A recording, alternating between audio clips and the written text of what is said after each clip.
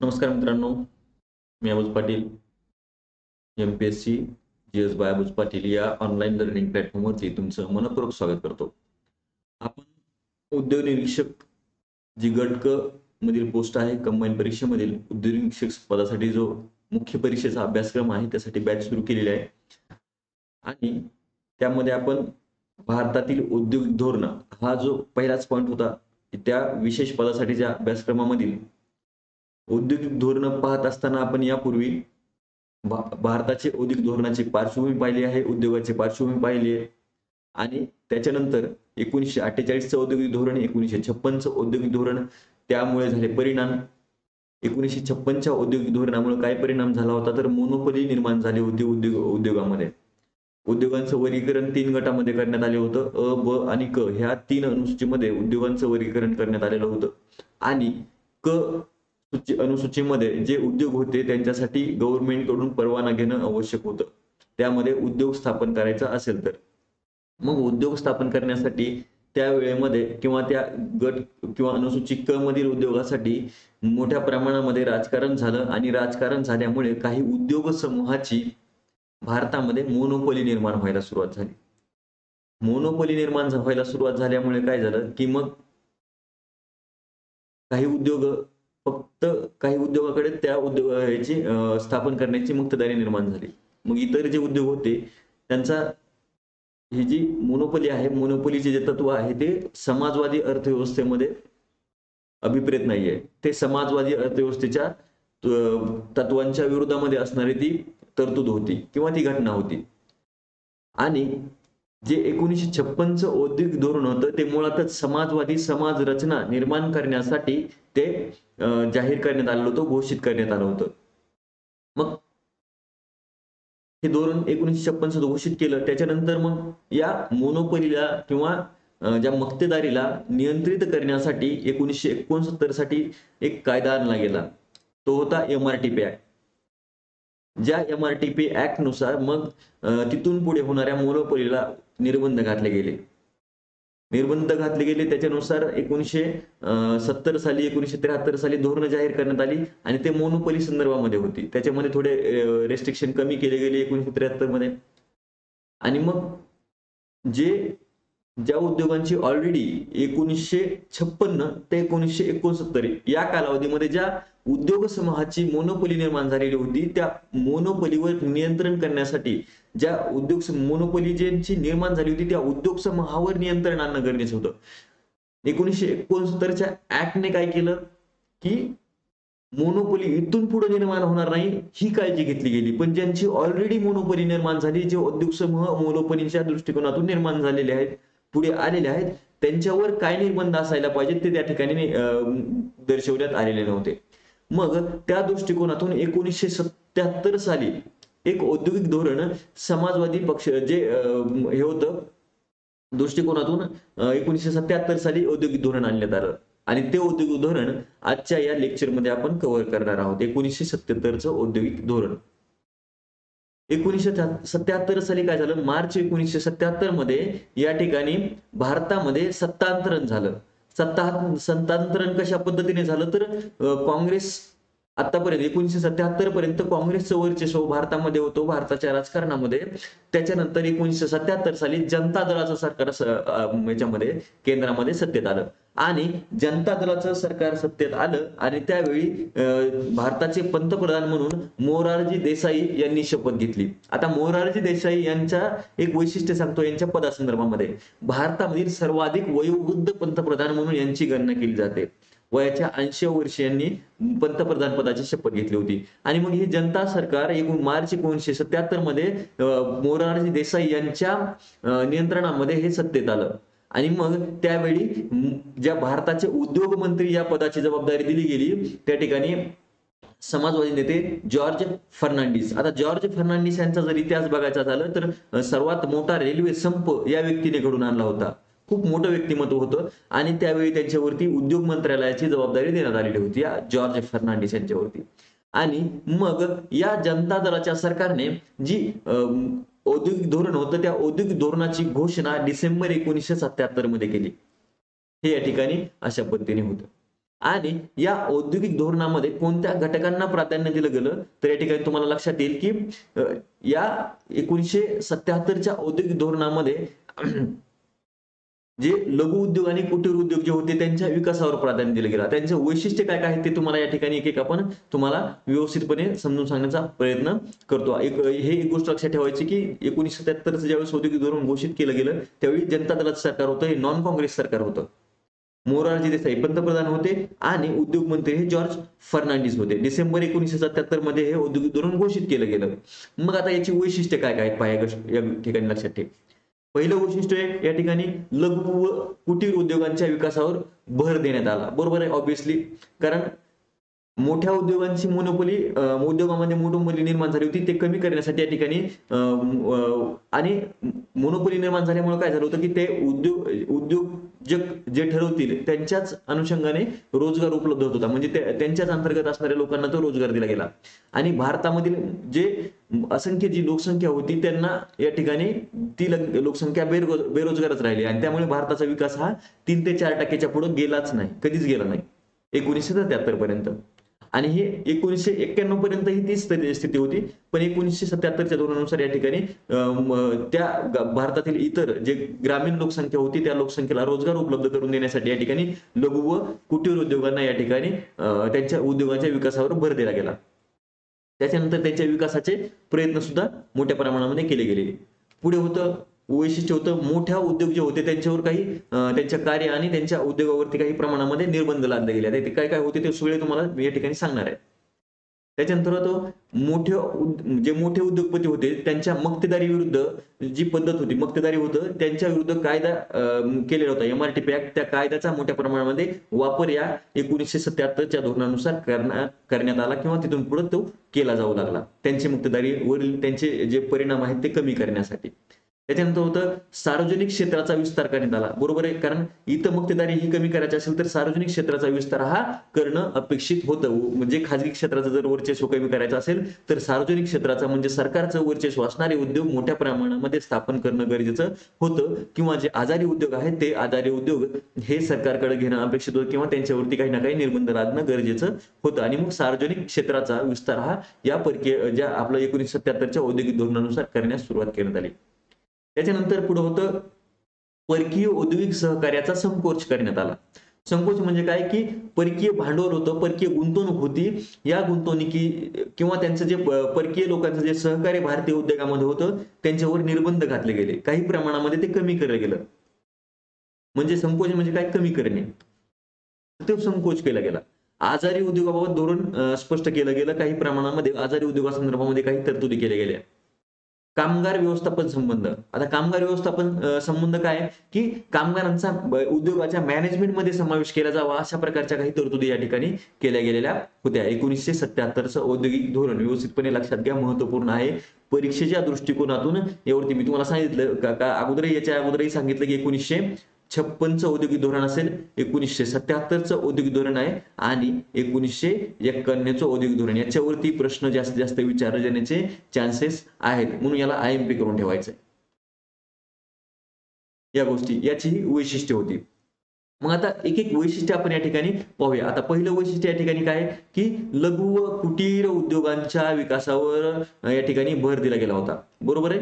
मग तो कशा पद्धतीने तर पहा, या भर देत असताना नवीन औद्योगिक धोरणात ग्रामीण व कुटीर उद्योगावर भर देण्यात आला. त्यासाठी असंख्य वस्तूंचे उत्पादन हे लघु व कुटीर उद्योगांसाठी आरक्षित केलं गेलं. म्हणजे विकास करायचा असेल तर त्याच्यासाठी काही उत्पादनं हे राखीव केली गेली.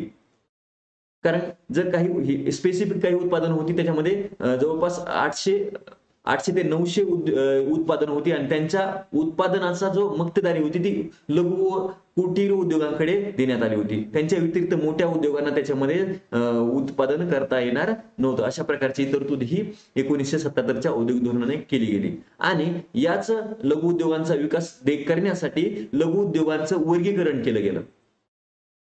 मग ते लघु उद्योगांचं वर्गीकरण हे किती गटामध्ये केलं गेलं, तर ते 4 गटांमध्ये या लघु उद्योगांचं वर्गीकरण केलं गेलं. पहिला गट होता कुटीर उद्योग. आता कुटीर उद्योग म्हणजे काय, तर कुटुंबामध्ये घरी करता येणारे स्वयंरोजगार निर्माण करणारे उद्योग. म्हणजे गावातली गावात घरच्या घरी जे उत्पादनं निर्माण केली जातात त्यांना या ठिकाणी कुटीर उद्योग म्हटलं जातं. हे कुटीर उद्योग. त्याच्यानंतर दुसरे होते टिनी इंडस्ट्री, ज्याला सूक्ष्म उद्योग म्हटलं जातं, चिमुकली उद्योग म्हटलं गेलं.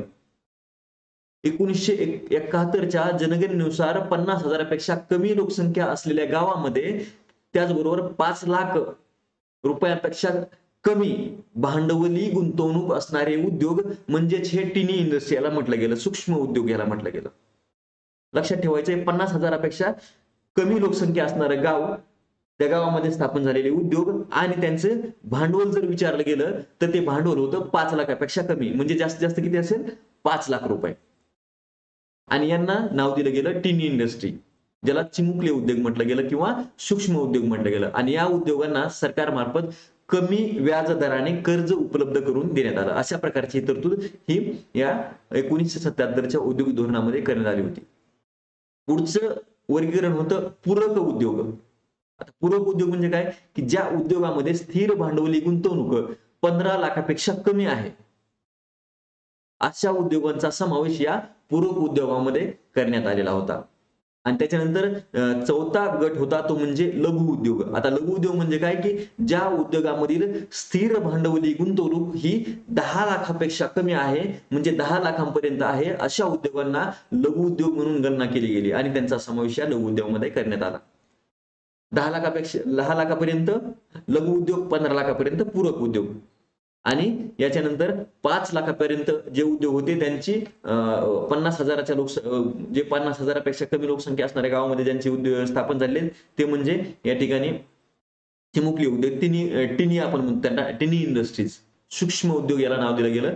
आणि अशा पद्धतीने याचं. आणि चौथा जो होता कुटीर उद्योग. कुटीर उद्योग म्हणजे कुटुंबात त्याचा उद्योग उत्पादनांची निर्मिती करणे आणि ती बाजारात नेऊन विकणे, अशा पद्धतीचे जे उद्योग होते ते कुटीर उद्योग होते. हे या ठिकाणी हस्तउद्योग ज्याला आपण म्हटलं जातं. ही तरतूद या ठिकाणी केली गेली आणि या माध्यमातून लघु व कुटीर उद्योगांच्या विकासावर भर देण्यात आला. आता दुसरे या ठिकाणी येतोय की विकासासाठी काय प्रयत्न केले गेले, लघु व कुटीर उद्योगांच्या विकासासाठी काय प्रयत्न केले, तर या ठिकाणी आपल्याला सांगता येईल की लघु व कुटीर उद्योगांच्या क्षेत्रासाठी 807 जे वस्तू ज्या होत्या त्यांच्या उत्पादनाची जी मक्तेदारी होती ती या लघु व कुटीर उद्योगांच्या माध्यमातून ती त्यांच्याकडे देण्यात आली. 807 वस्तू होत्या, त्यांच्या उत्पादनाची मक्तेदारी ही लघु व कुटीर उद्योगांकडे देण्यात आलेली होती. आणि त्याच्यानंतर पुढे काय प्रयत्न केले गेले, त्याच्यामध्ये मग जिल्हा उद्योग केंद्रांची निर्मिती केली. जिल्हा उद्योग केंद्र, आता ही जी संकल्पना आहे ती सर्वप्रथम कोणत्या औद्योगिक धोरणामध्ये आणली गेली, तर याचं उत्तर तुम्हाला सांगता येईल की 1977च्या औद्योगिक धोरणामध्ये सर्वप्रथम ही जिल्हा उद्योग केंद्राची संकल्पना मांडण्यात आलेली होती. गोष्ट लक्षात ठेवायची, याच्यावरती प्रश्न विचारला जाऊ शकतो. मी तुम्हाला सांगितलेलं की संभाव्य प्रश्न मी तुम्हाला सांगितले चालेल. हे संभाव्य प्रश्न जे असतील, जिल्हा उद्योग केंद्राची जी संकल्पना होती, जिल्हा उद्योग केंद्र कोणत्या धोरणानुसार स्थापन केली गेली, असा जर प्रश्न विचारला तर 1977चं धोरण आहे. जनता दलाच्या किंवा जनता सरकारने ते आणलं होतं, मोरारजी देसाई. ही गोष्ट तुम्हाला लक्षात ठेवायची. असाही प्रश्न विचारला जाऊ शकतो की खालीलपैकी कोणत्या पंतप्रधान पदाच्या कालावधीमध्ये या ठिकाणी ही जिल्हा उद्योग केंद्राची निर्मिती केली गेली, तरी यावरती तुम्हाला IMP याला करून ठेवायचंय. तर जिल्हा उद्योग केंद्राची निर्मिती ही या 1977च्या धोरणानुसार केली गेली. आणि मग लघु उद्योगांना लागणारी मदत एकाच ठिकाणी उपलब्ध करून देण्यासाठी या जिल्हा उद्योग केंद्राची निर्मिती करण्यात आलेली होती. त्याच्यानंतर दुसरी तरतूद केली, दुसरे प्रयत्न केला गेला तो म्हणजे पतपुरवठा जो होता, पतपुरवठ्याची व्यवस्था या लघु उद्योग व कुटीर उद्योगांना करण्यासाठी या ठिकाणी व्यवस्था केली गेली. आणि भारतीय औद्योगिक विकास बँकेत एक स्वतंत्र विभाग उघडण्यात आला आणि त्या विभाग उघडून निरनिराळ्या वित्त संस्थांकडून दिल्या जाणाऱ्या वित्तीय मुदतीचे एकत्रीकरण करण्यात आलं. या माध्यमातून या कुटीर उद्योगांना पतपुरवठ्याची किंवा पैसा पुरवठ्याची व्यवस्था करण्यात आलेली होती. त्याच्यानंतर खादी व ग्रामोद्योग आयोगाची निर्मिती करण्यात आली. आता खादी व ग्रामोद्योग जो आहे तो आपण पाहणारच आहोत, कारण ज्या इन्स्टिट्यूट दिले गेले आहेत महत्वपूर्ण, त्याच्यामध्ये KVIC एक संस्था दिली गेली आहे, त्याला आपण खादी व ग्रामोद्योग आयोग कमिशन आपण म्हणतो, त्या आयोगाची निर्मिती करण्यात आलेली होती. राज्य पातळीवर या आयोगा अंतर्गत खादी व ग्रामोद्योग मंडळे निर्माण करण्यात आली. पॉलिस्टर खादी व इतर नवीन प्रकारच्या खादींच्या उत्पादनाला या ठिकाणी प्रोत्साहन दिलं गेलं होतं, या खादी व ग्रामोद्योग आयोगाच्या माध्यमातून. या खादीबरोबरच चर्मोद्योग व साबण उद्योग हाती घेण्यात आले होते या आयोगाच्या माध्यमातूनच. हे या ठिकाणी एक मोठी आपल्याला अचिव्हमेंट सांगता येईल. आणि पुढचा प्रयत्न या ठिकाणी केला गेला की आधुनिक तंत्राचा वापर. खादी लघु व कुटीर उद्योगांनी आधुनिक तंत्राचा वापर करून त्या उद्योगातील जी कामगाराची उत्पादकता आहे ती वाढवण्यासाठी प्रयत्न केले जावेत, या माध्यमातून अशा पद्धतीची एक तरतूद केली गेली. आणि खादी व जे किंवा लघु उद्योग होते, कुटीर उद्योग होते, यांच्या विकासासाठी आधुनिक तंत्रज्ञानाचा वापर करण्याची एक या ठिकाणी तरतूद केली गेली होती. आणि त्यासाठीच जे आपण पतपुरवठ्याची व्यवस्था करण्यात आलेली होती. हे या ठिकाणी या लघु व कुटीर उद्योगांच्या विकासासाठी जे प्रयत्न केले गेले त्यांच्यामध्ये यांचा समावेश होतो. पहिला होता एक लक्षात ठेवायचंय जिल्हा उद्योग केंद्र, दुसरं होतं पतपुरवठ्याची व्यवस्था, तिसरा या ठिकाणी प्रयत्न केला गेला खादी व ग्रामोद्योग आयोगाची निर्मिती किंवा स्थापना, त्याच्यानंतर आधुनिक तंत्रज्ञानाचा वापर करण्यासाठी त्यांना प्रोत्साहित करणं. हे या ठिकाणी ही प्रयत्न या 1977च्या धोरणानुसार करण्यात आले. आता त्याच्यानं पुढे होतं पुढचं वैशिष्ट्य या ठिकाणी तुम्हाला सांगता येईल ते म्हणजे इथं मोठे उद्योग आणि त्यांचे कार्य. आता याच्यावरती तुम्हाला लक्षात ठेवायचे ही सुद्धा एक महत्वपूर्ण बाब आहे. तर पहा, जीवनावश्यक वस्तूंचे उत्पादन करणारे उद्योग, अवजड यंत्राचे उत्पादन करणारे उद्योग, पायाभूत सोयीसुविधा उपलब्ध करून देणारे उद्योग. पायाभूत सोयीसुविधा म्हणजे आपलं जे इन्फ्रास्ट्रक्चर असतं, पाणी वगैरे, रस्ते यांच्या निर्मिती करणारे जे उद्योग असतील ते उद्योग, मोठ्या व लघु उद्योगांना पूरक असणारे किंवा त्याचबरोबर उच्च तंत्रज्ञानाची निर्मिती करणारे उद्योग किंवा त्यांची आवश्यकता असणारे उद्योग, असे हे मोठ्या उद्योगांचे वर्गीकरण करण्यात आले. आणि या क्षेत्रासाठी उत्पादन वाढवण्याचे प्रयत्न केले गेले. कारण का की मोठ्या उद्योगामध्ये जर उत्पादन वाढलं तर भारताची निर्यात मोठ्या प्रमाणे वाढणार होती, आणि किंवा भारत काही याच्यामध्ये स्वयंपूर्ण होऊन निर्यात वाढली तर भारताचं परकीय चलन वाढेल, आणि परकीय चलन वाढल्यानंतर भारत हा जागतिक लेवलमध्ये थोडंसं त्याचं स्थैर्य प्राप्त होऊ शकतो भारतीय अर्थव्यवस्थेला, म्हणून हे प्रयत्न केले गेले. याचं विभाजन अशा पद्धतीने करण्यात आलेलं होतं. पुढे होतं मोठ्या उद्योगांच्या बाबतीत मक्तेदारी विरुद्ध पद्धतीचा कायद्याचा वापर. आता MRTP कायद्याचा वापर या ठिकाणी करणं अपेक्षित होतं. ते कशासाठी पहा, 1977च्या औद्योगिक धोरणात मोठ्या उद्योगपतींना दिली जाणारी वित्तीय संस्थांकडील मदत बंद करण्यात आली.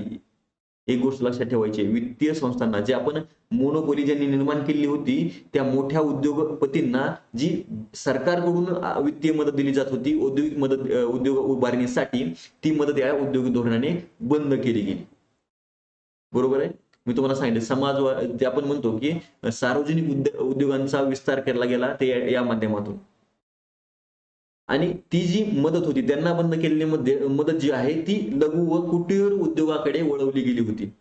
कारण त्यांची डेव्हलपमेंट महत्वाची होती. सर्वाधिक रोजगार उपलब्ध करून देणारं जे सेक्टर होतं आणि त्यामुळे त्यांच्याकडे त्याची मोठ्या प्रमाणामध्ये त्या वित्तीय मदतीची जो प्रवाह होता तो लघु व कुटीर उद्योगाकडे वळवला गेलेला होता. आणि ते जे उद्योग होते, मोठाले उद्योग जे आपण म्हणतो की उद्योग समूह होते, त्यांना यापुढे स्वतःच्या बचतीवर अवलंबून राहण्यासाठी त्या ठिकाणी सूचना करण्यात आलेल्या होत्या. कारण सरकारकडून कुठलीही त्यांना मदत देणं या ठिकाणी यापुढे बंद केलेलं होतं. मोठ्या औद्योगिक साम्राज्यावर निर्बंध आणण्यासाठी जो MRTP ऍक्टचा मोठ्या प्रमाणामध्ये इथून पुढे कडकपणे वापर केला जाणार होता, अशी सुद्धा तरतूद या औद्योगिक धोरणामध्ये करण्यात आलेली होती. आणि मोठ्या उद्योगाच्या व्यवस्थापनाचे व्यावसायीकरण करण्याचे ठरवण्यात आले. व्यावसायीकरण या ठिकाणी आता इथं प्रश्न विचारला जाऊ शकतो की खालीलपैकी कोणत्या औद्योगिक धोरणामध्ये मोठ्या उद्योगांचे व्यावसायीकरण करण्याची तरतूद करण्यात आलेली होती, किंवा जर विचारलं की मोठ्या उद्योगपतींबाबत मक्तेदारीच्या विरुद्ध 1977च्या औद्योगिक धोरणामध्ये कोणत्या तरतुदी केल्या गेल्या होत्या, त्या ठिकाणी त्यांची वित्तीय मदत बंद केली होती. बरोबर आहे. स्वतःच्या बचतीवर अवलंबून राहावं लागणार होतं. MRTP ऍक्टचा वापर मोठ्या प्रमाणामध्ये करण्यात आला होता, आणि उद्योगाच्या व्यवस्थापनाचे व्यावसायीकरण करण्याची सुद्धा तरतूद करण्यात आलेली होती. अशा पद्धतीने या ठिकाणी स्टेटमेंट दिले जाऊ शकतात. मल्टी स्टेटमेंटमध्ये जर प्रश्न विचारला तो अशा पद्धतीने विचारला जाऊ शकतो. ही गोष्ट लक्षात ठेवायची. इथं तुम्हाला ह्याला IMP करून ठेवायचंय. प्रश्न इथं विचारला जाऊ शकतो. त्याच्यानंतर पुढची तरतूद होती या ठिकाणी सार्वजनिक क्षेत्राचा विस्तार केला गेला होता. सार्वजनिक क्षेत्रातील मूलभूत व अवजड उद्योगाबरोबरच काही महत्वाच्या उपभोग्य वस्तूंचे उत्पादन करण्याचे ठरवण्यात आलं होतं. मूलभूत उद्योग कोणते होते मी तुम्हाला कालच्या याच्यामध्ये सांगितलेलं आहे. ते मूलभूत उद्योग आणि इतर अवजड उद्योगाबरोबरच काही उपभोग्य जे म्हणजे जे आपले लोक जनता वापर करते, उपभोग घेते ज्या वस्तूंचा, प्रत्यक्ष उपभोग ज्या वस्तूंचा घेते त्या वस्तूंच्या निर्मितीचे सुद्धा उद्योग स्थापन करण्याची तरतूद ही सरकार करणार होतं. सरकार त्या संदर्भामध्ये उद्योग स्थापन करणार होतं आणि या माध्यमातून सार्वजनिक क्षेत्राचा विस्तार केला जाणार होता. सरकारने आपले पूरक उद्योग वाढवावेत, तंत्रज्ञान उद्योगांना उपलब्ध करून देण्याची सुद्धा तरतूद या ठिकाणी केली गेलेली होती. जे पूर्वी स्थापन झालेले उद्योग त्यांनी आपले पूरक म्हणजे त्या उद्योगांना पूरक असे उद्योग वाढवण्याची सुद्धा तरतूद केली गेलेली होती. हे या ठिकाणी तरतुदी महत्वपूर्ण आहेत. परकीय आता पुढचं या ठिकाणी तरतूद होतं मी तुम्हाला सांगितलं की परकीय औद्योगिक सहकार्याचा संकोच केला गेला. म्हणजे काय की परकीय औद्योगिक जी हे होती आपण म्हणतो त्यांची तरतूद कमी केली गेली. आता इथं परकीय उद्योग म्हणजे कोणती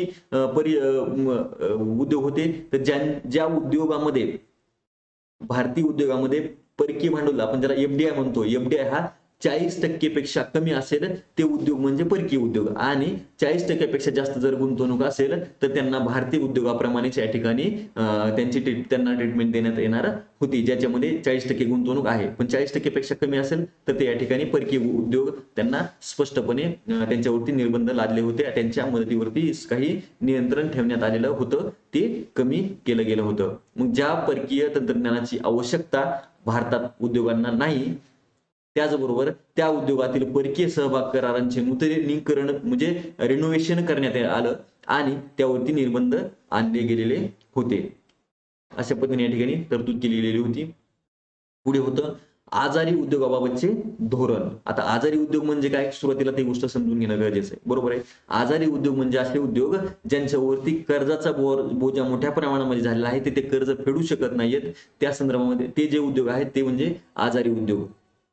बरोबर आहे. आपण म्हणतो आजारी उद्योग म्हणजे काय, काहीतरी आपण जर माणूस आजारी पडला तर काय होतं, काहीतरी कमी झालं असतं, काहीतरी जास्त झालं असतं. कधी पेशी जास्त होतात म्हणून आजारी पडतं, कधी रक्त कमी झालं म्हणून आजारी पडत असतं. इथं तसंच गोष्ट असते. प्रोडक्शन कमी होतं आणि कर्ज वाढतं. कर्ज वाढणे म्हणजे पेशी वाढणे आणि प्रोडक्शन वाढणं, प्रोडक्शन कमी होणं म्हणजे या ठिकाणी रक्त कमी होणं. ऑब्विसली अशाच पद्धतीने माणूस आजारी पडतो, तशा पद्धतीने हे उद्योग आजारी पडत असतात आणि हे आजारी उद्योगाबाबतचं जे धोरण या ठिकाणी या जे 1977चं औद्योगिक धोरण होतं त्यामध्ये आखलं गेलं होतं. मग काय होतं तर प्रत्येक आजारी कारखान्यासाठी परिस्थितीनुरूप धोरणाची कार्यवाही करण्यात येणार होती. अशा पद्धतीची एक तरतूद केली. परिस्थितीनुसार ते कशा पद्धतीने आजारी आहेत, कोणत्या माध्यमातून आजारी आहेत, प्रोडक्शन कमी झाले म्हणून आजारी आहेत का कर्ज वाढलंय म्हणून आजारी आहे, अशा परिस्थितीनुरूप त्या संदर्भामध्ये धोरण आखून त्या संदर्भात त्यांच्यावर कारवाई करण्यात आली होती. पुढे आहे तोट्यात चाललेले सर्व उद्योग सरकार ताब्यात घेणार नव्हतं. त्यांच्या डेव्हलपमेंटसाठी प्रयत्न केले जाणार होते. सगळेच उद्योग सरकार ताब्यात घेणार नाही, कारण सरकार तोट्यात जाईल. सरकारने ताब्यात घेतला त्यांच्या डेव्हलपमेंटसाठी सरकारला खर्च करावा लागेल आणि सरकारने खर्च केला तर तो फंड जो आहे तो लघु उद्योगासाठी कमी पडू शकतो. म्हणून अशा पद्धतीच्या या ठिकाणी हे तरतूद केली गेली. आणि पुढे होतं ज्या व्यवस्थापकामुळे उद्योग तोट्यात गेले म्हणजे मॅनेजर असेल, ज्या मॅनेजरमुळे उद्योग हे तोट्यात गेले असतील त्यांना कोणत्याही उद्योगात व्यवस्थापन करण्यावर किंवा मॅनेजमेंट करण्यावर बंदी घातली गेली. ही गोष्ट एक महत्वाची तरतूद आहे. ज्या मॅनेजरमुळं, आता ही गोष्ट सरळ सरळ सांगतो, ज्या मॅनेजरमुळे उद्योग तोट्यात गेला त्या मॅनेजरला तिथून पुढे दुसऱ्या कोणत्याही इंडस्ट्रीमध्ये मॅनेजर म्हणून नेमणूक केली जाऊ शकत नव्हती. त्याच्यावरती निर्बंध आणले गेलेले होते. अशा पद्धतीच्या 1977च्या औद्योगिक धोरणामध्ये तरतूद केलेली आहे. महत्वपूर्ण तरतूद आहे आजारी उद्योगासंदर्भामध्ये.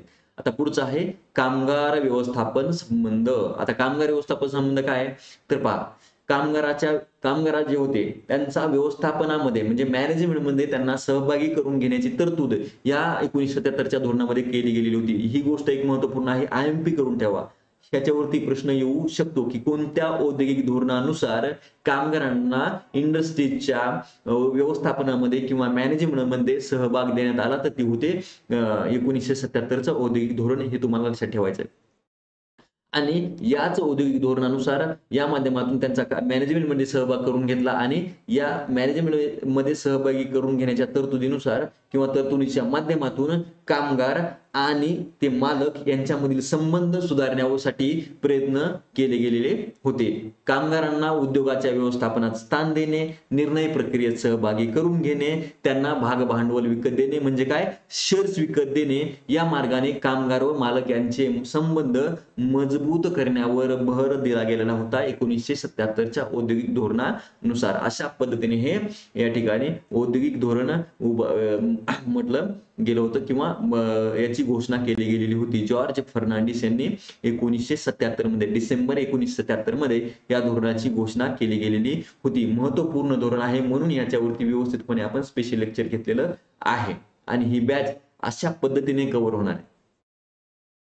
एमपीएससी जेस बाय अबूज पाटील या ऍपवरती हे आपण डेमो लेक्चर याला सुद्धा उपलब्ध करून देऊ युट्यूबला. हे या ठिकाणी तुम्हाला लक्षात ठेवायचं आहे. हे औद्योगिक धोरण या माध्यमातून अशा आणि पूर्ण नोट्स तुम्हाला मिळणार आहे. फक्त तुम्ही म्हणाल ही मागची पीपीटी उपलब्ध तुम्ही करून द्याल, याला नोट्स म्हणता काय? नाही नाही नाही, याला ही नोट्स नाहीये, याची विस्तृतपणे व्यवस्थितपणे नोट्स तुम्हाला उपलब्ध करून दिली जाईल ऍपवरती. लक्षात ठेवायचं आहे. आणि कशा नोट्स असतील याच्या उदाहरणासाठी तुम्हाला टेलिग्राम चॅनल जॉईन करून घ्यायचंय @अबूज पाटील. याच्यावरती सुद्धा डेमो नोट्स तुम्हाला उपलब्ध करून दिली जाईल. ती कशा पद्धतीने असेल ते तुम्हाला व्यवस्थितपणे बघून घ्या. @अबूज पाटील टेलिग्राम चॅनल सुद्धा जॉईन करून घ्यायचं आहे. त्याच्यावरती विविध विषयाचे नोट्स सुद्धा इतर अवेलेबल आहेत, त्यांचा सुद्धा तुम्हाला फायदा होईल. जिओग्राफीच्या तर व्यवस्थित नोट्स आहेत, एन्व्हायरमेंट असतील, जिओग्राफी असतील, सर्व परीक्षांसाठी. तर मग आजच्या लेक्चरमध्ये आपण इथे थांबू. Thank you so much.